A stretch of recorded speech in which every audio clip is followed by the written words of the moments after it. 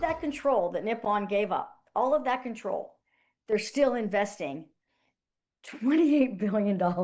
I'm cautiously optimistic today after the president's statement last week. There's still no deal signed, and there's still a lot of work that needs to be done. $14 billion to buy U.S. Steel and another $14 billion to invest in the company's U.S. facilities. Thanks for joining us at 11. I'm Ken Rice. That's the total value President Trump and Senator Dave McCormick are putting on the so-called partnership that the president announced with Nippon Steel last week.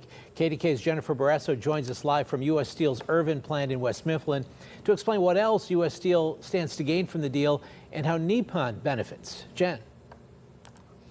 That's right, Ken. So tonight I talked with Republican State Senator Kim Ward, and she said she's a big proponent of this deal. She says this is a win-win for not only Nippon Steel, but this area because of all the jobs. And also, U.S. Senator Dave McCormick, he's saying that Nippon wins, and he says that they get direct access to the U.S. market. And I hope that all of these workers go to bed at night and feel really good when they lay their head down on the pillow, that the work they have done all these years that made us great, made America great, that they are going to be able to continue to do. Pennsylvania Senate President Pro Tem Kim Ward calls the deal between U.S. Steel and Japan's Nippon Steel a game changer for the Mon Valley. To make steel and to be the leaders, we're going to be the leaders in the field. President Trump says Nippon will invest $14 billion into U.S. Steel over the next 14 months, including $2.4 billion for Pittsburgh area steel facilities.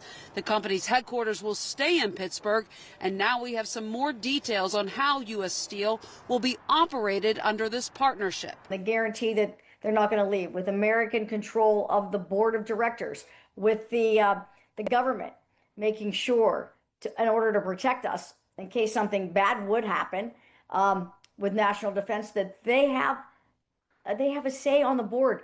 Nippon Steel would also have members on the board, although the company hasn't said whether it's willing to commit to the board control concept described by President Trump. United Steelworkers International President David McCall declined an interview, but issued this statement saying, quote, "We can't speculate about the government's reported golden share or anything about the announced partnership without more information." U.S. Steel is a critical producer in a critical domestic industry, and our concerns about Nippon, a foreign corporation with a long track record of violating U.S. trade laws. I can't speak for the International Union or Mr. McCall, but they weren't involved in any of this except to try to stop it.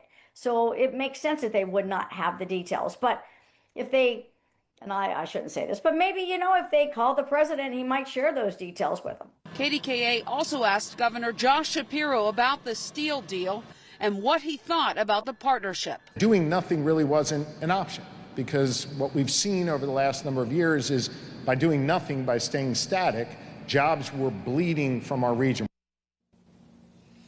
President Trump announced last week that he would be in Pittsburgh for a rally on Friday. Sources telling me that he is going to meet with steel workers, and keep it tuned on KDKA for more details as soon as we get them. Reporting live in West Mifflin, Jennifer Barrasso, KDKA TV News. All right.